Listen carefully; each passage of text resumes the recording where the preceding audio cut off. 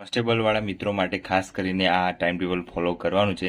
બીજા પણ સીસીની તૈયારી કરતા કોઈ બીજી ગવર્મેન્ટની તૈયારી કરતા હોય તો વાંધો નહીં, એ તમે ફોલો કરી શકો છો. પણ આપણે કોન્સ્ટેબલ મિત્રોની બહુ બધી કોમેન્ટ હતી, એટલા માટે આપણે બનાવીએ છીએ કે 12 કલાકનું ટાઈમ ટેબલ 12 થી 13 કલાક કેવી રીતે વાંચી શકો છો. બધા કહેતા હોય પોસિબલ નથી, પણ તમે 12 થી 13 કલાક વાંચો ત્યારે તમે પાસ થઈ શકો છો. કેમ કે 12 કલાક છે, 12 કલાક વાંચવું ખાસ જરૂરી છે. કેમ કે કોમ્પિટિશન છે એ બહુ વધારે છે, એટલું ધ્યાન રાખવાનું. અને એક્ઝામ છે એ બહુ બધા આપવાના છે, 2 લાખ જેટલા એક્ઝામ આપવાના છે, એટલું યાદ રાખવાનું. એટલે આપણે 2 લાખની કોમ્પિટિશનમાં આપણે 12,000માં આવવાનું છે, એટલું ધ્યાન રાખવાનું. તો આપણે જોઈએ કે હવે કેવી રીતના 12 કલાક આપણે વાંચી શકીએ છીએ. સવારે વહેલા તમે હવે દોડવા તો જવાનું નથી હોતું, એટલે વાંચવા સમય માટે સવારે વહેલા અનુકૂળ આવ્યો છે. તો સવારે તમે 5:30 વાગે એલાર્મ મૂકી દો, 5:30 વાગે. તો 5:30 વાગે બ્રશ બસ કરી ફ્રેશ થઈ, બરાબર, ફ્રેશ થઈ અને તમે 6 વાગે છે એ 6 વાગે તમારું રીડિંગ છે એ ચાલુ કરી દેવાનું. 6 વાગે તમે વાંચવા બેસી જાઓ તો તમારે અનુકૂળ આવે એવો ટાઈમ છે 6નો. કેમ કે સવારે છે એ શાંત વાતાવરણ હોય, એકદમ શાંત હોય, તમે તો શાંતિથી વાંચી શકાય છે. અને શાંત વાતાવરણમાં તમે કોઈ બીજા વિચારો ના આવે અને સવારે વાંચેલું હોય એ બહુ સારું હોય. એટલે સવારે તમારે રીડિંગ કરવાનું છે 6 થી 8નું, 6 થી 8નું, બરાબર.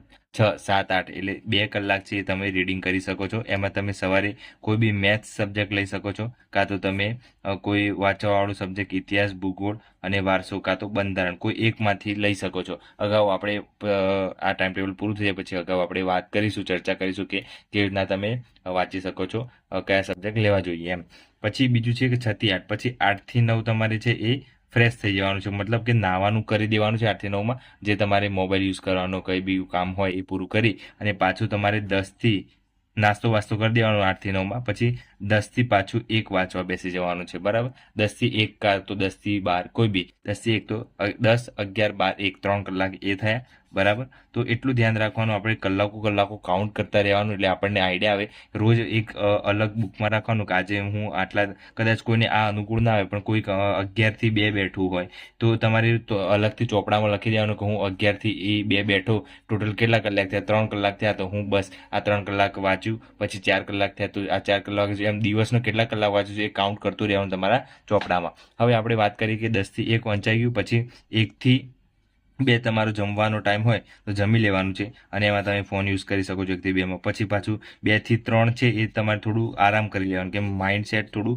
આપણું જેટલું વાંચ્યું છે એનું થોડું મગજ છે એ આરામ મળે, અને મગજ પછી નવું સરથી જ્યારે તમે ઊંઘીને ઉઠો ત્યારે તમારું આમ ફ્રેશ મગજ હોય. એટલે 2 થી 3 1 કલાક એલાર્મ મૂકી અને સૂઈ જવાનું, અને પછી પાછું 3 વાગે ઉઠો એટલે 3 થી પાછું 7 રીડિંગ કરવા બેસી જવાનું. 3 થી 7 એટલે 3 થી 4, 5, 6, 7, 4 કલાક એ થઈ જાય, બરાબર. તો 4 કલાક એ વાંચી લેવાનું. અને પછી 7 થી 8 તમારો જમવાનો ટાઈમ થઈ જાય. 7 થી 8 જમી અને તમે મોબાઈલ યુઝ કરી 1 કલાક, અને પછી તમારે પાછું બેસી જવાનું છે 8 થી 12, બરાબર. 8 થી 12 બેસો તો 8, 9, 10, 11, 12, 4 કલાક એ થઈ જાય, બરાબર. તો 4 ને 4 8, 9, 10, 11 અને 12 અને 13, બરાબર. ટોટલ થયા 13 કલાક, બરાબર. આ 13 કલાકમાં તમારે હવે શું શું વાંચવાનું છે એની વાત કરીએ.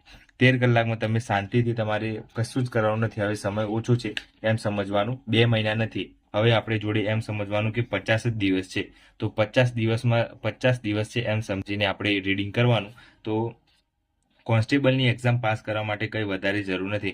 કોન્સ્ટેબલની એક્ઝામમાં સિલેબસ આપણને ખબર છે, બરાબર, અને એનું રિવિઝન કરવાનું છે, બસ. બીજું કંઈ કરવાનું નથી. રિવિઝન પ્લસ સિલેબસ, બસ આટલું કરવાનું છે એટલે થઈ જશે આરામથી. હવે પહેલાં આપણે જોઈએ કે સવારે શું વાંચવું છે. તો સવારે છે એ 1 કલાક છે એ તમારે, ના, મારા ખ્યાલથી 2 કલાક તમે મેથ્સને, એટલે પાર્ટ એ છે, પાર્ટ એમાં આપણે ગણિત છે 30 માર્ક્સનું છે, બરાબર. 30 માર્ક્સનું ગણિત છે, બરાબર. તો ગણિતને કેટલા કલાક આપીશું? 2 કલાક આપીશું, બરાબર. પછી આપશે રિઝનિંગને 1 કલાક આપીશું આપણે. કેમ કે રિઝનિંગ આપણે એવું છે, અને બધાને મોસ્ટ ઓફ રિઝનિંગ આવડતું હોય છે, એટલે 1 કલાક ઇનફ છે, બરાબર. પછી ગુજરાતી છે એ ગુજરાતી પણ 1 કલાકમાં પૂરું થઈ જાય એવું છે. ફકરા ઉપરથી જવાબ આપવાનો છે, પછી એને લેવાની જરૂર નથી. દરરોજનું પ્લાનિંગ વાત કરું છું, ડે ટુ ડે, બરાબર. તો ડે 1 થી જ આ જ ફોલો કરવાનું, તમારે દરરોજ આટલા સબ્જેક્ટ લેવાના, એટલે બધા સબ્જેક્ટ પણ થઈ જાય. અને રિવિઝન અત્યારે બધાનું શું ચાલતું હશે? રિવિઝન ચાલતું હશે, એટલા માટે, બરાબર. તો આપણે વાત કરીએ ગુજરાતી. પછી જે બંધારણ, ખાસ કરીને બંધારણ બધાને તૈયારી કરવાની જરૂર લાગે છે, કેમ કે બંધારણ બધાને બહુ પ્રોબ્લેમ થતો હોય, 2 કલાક એને આપવાના. પછી ઇતિહાસ આપવાનો, ભૂગોળ આપવાનો અને વારસો આપવાનો. આ કોઈ એક સબ્જેક્ટ છે, બરાબર. એ આ બધાનું ખબર છે તમને. રિઝનિંગના 30 માર્ક્સ છે, ગુજરાતીના 20 માર્ક્સ છે, બંધારણના 30 માર્ક્સ છે, ઇતિહાસ, ભૂગોળ, વારસોના 50 માર્ક્સ છે. આ બધાનો એક કલાક આપવાનો, એટલે ટોટલ 3 કલાક આના થયા, બરાબર. પછી છે જીકે અને કરંટ અને વિજ્ઞાન, બરાબર. વિજ્ઞાન, આ 3 સબ્જેક્ટના 40 માર્ક્સ છે. તો એના આપણે આપીએ 3 કલાક, બરાબર. તો આ બધાનું થઈ અને આપણે ટોટલ કેટલું થાય છે એ જોઈએ. 3 ને 3 6, 7 8 9 10 11 12, ટોટલ થયા 12 કલાક. જોયા? એટલે 12 કલાકમાં તમે આટલા બધા સબ્જેક્ટ છે દરરોજના દરરોજ દિવસે તમે દરરોજ કરી શકો છો સિલેબસ પ્રમાણે. તો મારા ખ્યાલથી તમે વાંચવા બેસો ત્યારે તમારે વધારે ફોકસ શું કરવાનું છે? ગણિતને આપવાનું છે વધારે ફોકસ, બરાબર, અને બંધારણને વધારે આપવાનું છે, બરાબર. તો આ બંને સબ્જેક્ટ છે એ 60 માર્ક્સના થયા, બરાબર. 30, બરાબર. અને પછી બીજો સબ્જેક્ટ કયો છે? રિઝનિંગ કરવાનું છે. રિઝનિંગ ખાસ કરવાનું છે, કેમ કે રિઝનિંગ પણ 30 માર્ક્સનું છે. એટલે 30 આ એડ કરી દેવાના, પ્લસ કરી દેવાના, અને 20 ગુજરાતી કરી દેવાના, બરાબર. આટલા સબ્જેક્ટ તમે કરશો, 5 ને 6 ને 5 11, એટલે 110 માર્ક્સ તો આટલા સબ્જેક્ટમાં થઈ જશે. એટલે જેટલા રોકડિયા માર્ક્સ હોય એ ખાસ કરી દેવાના. ગણિત, બંધારણ, રિઝનિંગ અને ગુજરાતી, બરાબર. આટલા ખાસ તમે કરશો તો 110 તો ઓટોમેટિક તમારે કવર થઈ જશે. પછી વધ્યા કયા? કરંટ અફેર કરવાનું છે, બરાબર. કરંટ કરવાનું છે, વિજ્ઞાન કરવાનું છે, અને વધ્યું કયું? જીકે કરવાનું છે, બરાબર. અને ઇતિહાસ, ભૂગોળ અને વારસો આટલા કરવાના રહે છે. એમાં ઇતિહાસ, ભૂગોળ, વારસો તો બધાય કરેલું છે 50 માર્ક્સનું, બરાબર. કરંટ, વિજ્ઞાન અને જીકે, એમાંથી વિજ્ઞાનના ટોપિક આપેલા છે આપણને જોડે, અને કરંટ ખબર છે કેટલું કરવાનું છે. તો 15 માર્ક્સ તો આ થઈ જશે, અને 15 માર્ક્સ જેવું આ કવર થઈ જશે. એટલે 15 દુ 30, એટલે આ ટોટલ થાય 140 માર્ક્સનું તો તમારે ઓલમોસ્ટ આ કવર થઈ જાય એવું છે. તો તમે 140 માંથી જ આટલા સબ્જેક્ટ, ઇતિહાસ, ભૂગોળ, વારસો, જીકે, આ 4 સબ્જેક્ટ ના ગણો તો પણ તમે 140 માર્ક્સ આમાં કવર કરી શકો છો. એટલે ધ્યાન રાખવાનું કે આપણે 12 કલાક વાંચીએ છીએ તો 12 કલાકમાં કેટલું વાંચવાનું છે અને કેટલું નથી વાંચવાનું એ ધ્યાન રાખવાનું. સિલેબસ લેવાનું છે, બરાબર.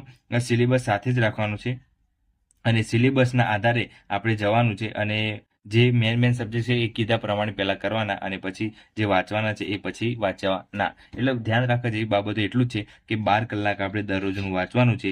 રિવિઝન ચાલતું હશે ત્યારે બધાનું, એટલે રિવિઝન કરવાનું છે બસ. બને ત્યાં સુધી એક જ બુક યુઝ કરવાની છે, અને એક જ બુકનું રિવિઝન કરવાનું છે. અને છેલ્લે એક વસ્તુ ધ્યાન રાખવાનું કે આપણે તૈયારી કરી છે તેનું પ્રેક્ટિસ કરવાની છે બસ. એટલે પીવાયક્યુ લઈ લેવાના, પીવાયક્યુ કેવા પ્રશ્નો પૂછાય છે એ જોઈ લેવાનું, અને બસ એ રીતના પેપર સોલ્વ કરતા રહેવાનું. પેપર સોલ્વ કરી દેવાનો, એટલે 200 માર્ક્સના જેટલા પણ પેપર આવ્યા છે એ બધા સોલ્વ કરતા રહેવાના. યુવાના સારા છે, પછી વેબ સંકુલના કરી દેવાના. એટલે બંનેમાંથી કોઈ એકનું કરો તો પણ વાંધો આવે નહીં. પેપર સોલ્વ કરો એટલે જો તમે એક વસ્તુ યાદ રાખો કે કદાચ તમે કોઈ બી યુદ્ધ કરતા હોય, બરાબર. તો યુદ્ધ કરવા માટે તમે ખાલી નોર્મલ, ચલો યુદ્ધની વાત નથી કરતા, આપણે ક્રિકેટની વાત કરીએ. કેમ કે ક્રિકેટ બધાને ખબર જ હોય છે. કેમ કે ક્રિકેટ છે એ બધાનું રસીલું છે. એટલે ક્રિકેટમાં તમે કદાચ જોયું હશે કે ખેલાડીઓ જેટલા છે એ બધા પ્રેક્ટિસ કરતા હોય છે, બરાબર. અને સાથે સાથે બોડી મેન્ટેન કરવા માટે વર્કઆઉટ પણ કરવાની હોય છે. તો એમાં એવું નથી હોતું કે વર્કઆઉટ જ કરતા હોય છે. એમને બેટિંગ કરવાની હોય છે, બોલિંગ કરવાની હોય છે, બરાબર. તો બેટિંગ અને બોલિંગ બંને શીખવાડીને પ્રેક્ટિસ કરવાની હોય છે. અને પ્રેક્ટિસ કર્યા પછી જ એમને પછી જે મેચ હોય, IPL હોય કે પછી વર્લ્ડની કોઈ બી મેચ હોય, તો એ લોકો રમવા પછી જતા હોય છે, પ્રેક્ટિસ કરે છે. એટલે આપણે શું કરવાનું છે? એક્ઝામની પ્રિપેરેશન કરો છો, બરાબર.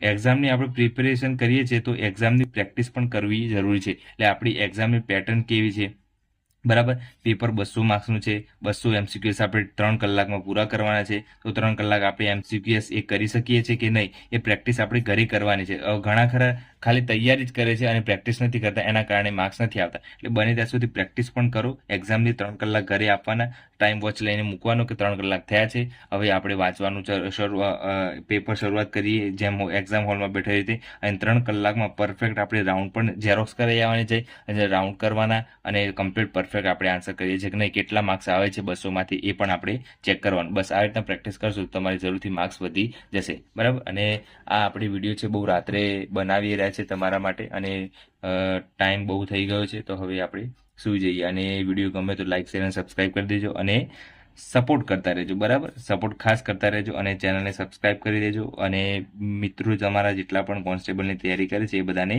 વિડીયો શેર કરી દેજો, બરાબર. આજ માટે આટલું રાખીએ. જય હિન્દ, જય ભારત.